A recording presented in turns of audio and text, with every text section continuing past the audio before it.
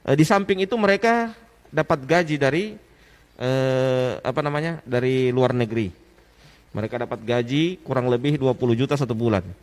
Ya, 20 juta satu bulan. Iya, per orang, per dai-nya mereka. Assalamualaikum warahmatullahi wabarakatuh. Kembali lagi bersama saya Yan Sanjaya di channel Boyan Official 87. Untuk video kali ini saya ingin mengangkat tema tentang seseorang yang mengatakan bahwa dia ini mantan salafi. Di video tersebut dia mengatakan katanya Ustadz Salaf itu digaji 20 juta per bulan.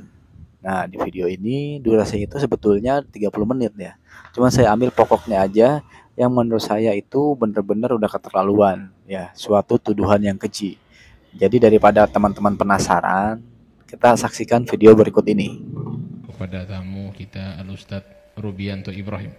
Masya Allah, gimana kabar Ustadz? Sehat? Alhamdulillah. Alhamdulillah sehat afiat. Alhamdulillah. Beliau ini adalah da'i, muballigh, ya, muallim, tokoh yang ada di Gorontalo, yang mungkin bisa dikatakan dulunya ya agak sedikit keras. Iya, Ya, betul. tapi ya, insya Allah alhamdulillah sekarang sudah mulai mengikuti belajar sehingga beliau alhamdulillah menemukan jalan yang insya Allah menurut beliau ya, dan ini termasuk daripada sawadul a'zam ya, sawadul a'zam, kebanyakan dari para ulama ambil jalannya, yaitu jalan ahlu sunnati wal jamaah. Ya Ustadz, ini saya ingin bincang-bincang sama antum. Ini bincang-bincang sebenarnya sederhana saja. Ya, anak kenal antum mungkin ya tidak terlalu lama, tapi lumayan lama juga sudah kenal antum ketika balik dari Yaman. Nah, ini insya Allah saya ingin banyak bertanya. Dulunya antum ini bukan termasuk dari kelompok ahlu sunnah wal jamaah. Dulu kan antum termasuk dari salafi ya. Betul, iya. Ya, salafi. Salafi. Ya. Ustadz, kira-kira antum pertama dulu antum berapa lama di salafi itu? Kalau saya di salafi itu sejak dari SMEA, SMK Negeri 1. Oh. Nah, saya waktu itu kelas 3 SMEA, itu saya bergabung dengan mereka, ikut kajian, sudah mulai hafal juz 30. Setelah itu hampir saya tidak lulus di SMEA itu, karena sudah mulai fokus di pembelajaran mereka. Jadi dari SMEA tahun 98 ya, 98 sampai 2008. Kalau target mereka itu pertama, target mereka itu mereka mencari masa dengan sebanyak-banyaknya. Jadi mereka membuat taklim di mana-mana. Setelah mereka membuat taklim di mana-mana, ya, mereka sudah mulai banyak masa. Bahkan mereka kadang di kepolisian juga ada, ya, ada namanya PCS, Polri Cinta Sunnah, ya, itu organisasi mereka, Polri Cinta Sunnah. Itu di situ ada orang-orang mereka dan ustadz-ustadz mereka di pembinanya di dalam, ya, PCS, ya. Dan setelah itu target mereka masuk ke organisasi-organisasi resmi supaya dianggap legal, ya, seperti MUI, ya, mereka mulai masuk di situ. Nah, setelah itu baru kemudian di samping itu mereka dapat gaji dari dari luar negeri. Mereka dapat gaji kurang lebih 20 juta satu bulan. Ya, 20 juta satu bulan. Iya, per orang, per dai-nya mereka. Iya, jadi ada per provinsi, satu provinsi itu satu orang. Ya, satu orang dapat gaji. Dan itu mereka dievaluasi, ya. Dan kalau di NU yang dari Timur Tengah itu cuman organisasinya namanya Robitoh. Ya, itu NU punya, ya. Itu muassasah. Tapi kalau mereka selain dari Robitoh. Jadi selain dari Robitoh ada beberapa yayasan itu yang mendanai mereka. Jadi jangan heran ada TV-TV mereka tanpa iklan semakin hari semakin besar, ya.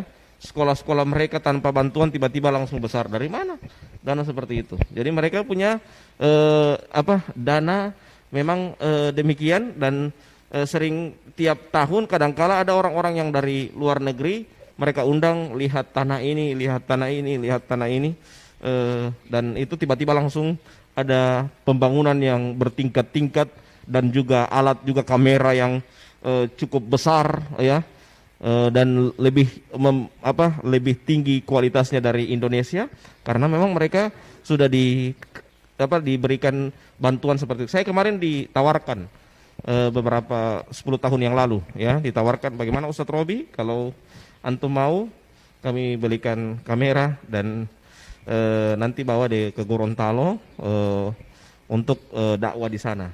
Ya, tapi saat itu saya bicarakan sama istri saya, sehingga istri saya tidak setuju karena sudah ada sudah tercium bahwa itu adalah doktrin, termasuk doktrin untuk mengajak saya untuk agar jangan terlepas dari mereka, ya, jangan terlepas dari mereka. Dan alhamdulillah setelah itu saya setelah itu saya dengan bertambahnya tahun saya masuk ke grup Bahsul Masail NU. Di situ mulai cakrawala saya mulai terbuka. Nah, itu dia videonya. Dia mengatakan bahwa Ustaz Salaf itu digaji 20 juta per bulan. Yang saya pertanyakan, yang ngegajinya itu siapa dan negara mana? Kalau misalkan ada buktinya, tolong disampaikan atau ditampilkan buktinya. Entah itu video, transferan, atau apalah. Ya, dalam Islam, kalau kita menuduh seseorang tanpa bukti, itu namanya fitnah, dusta. Ya, jadi kebohongan dia itu dalam video tersebut ada. Dari dia mengatakan katanya dia bergabung waktu SEMEA tahun 1998 sampai 2008. Nah, di sisi lain dia mengatakan dia pernah ditawari kamera dan sebagainya lah. Itu 10 tahun yang lalu, karena video tersebut itu tahun 2021 bulan Mei. Sekarang kalau kita hitung mundur 2021 dikurang 10 tahun, itu kan 2011. Nah, di situ udah mulai kedustaan dia ya, kebohongan dia. Jadi dia harus bertanggung jawab nanti di akhirat tentang ucapan yang dia katakan di video yang tadi ya. Terus juga dia mengatakan bahwa Ustadz Salaf itu terorganisasi atau punya organisasi. Pertanyaan saya, yang namanya organisasi itu kan punya ketua, punya wakil ketua, punya bendahara, dan lain-lain. Sekarang saya akan menanyakan, mana ketua Salafi atau Ustadz Salaf atau mungkin wakilnya, mana orangnya? Nggak ada. Jadi orang ini benar-benar dusta. Dia ini berbohong. Jadi untuk teman-teman, saya sering mengatakan bahwa kita bersosial media itu harus cerdas. Kita itu harus pinter. Karena apa? Di zaman sekarang ini, fitnah itu bertebaran di mana-mana. Jadi hati-hati untuk teman-teman ya, yang apalagi yang awam. Kita harus benar-benar cerdas lah dalam menyikapi sesuatu berita atau video yang ada di YouTube ataupun di media sosial. Ingin saya sampaikan untuk siapa saja yang memfitnah, yang menuduh Ustadz Faras Salaf, tolong dibuktikan. Ya. Ada bukti baru ngomong. Jangan cuma ngomong tapi tanpa bukti. Saya pun bisa. Mungkin teman-teman juga bisa. Kalau cuma menuduh tanpa bukti itu gampang. Ya, jadi hati-hati ya teman-teman. Jangan lupa untuk selalu dukung channel saya. Subscribe, like, dan share. Mudah-mudahan kita selalu diberikan keberkahan, panjang umur, selamat dunia akhirat. Assalamualaikum warahmatullahi wabarakatuh.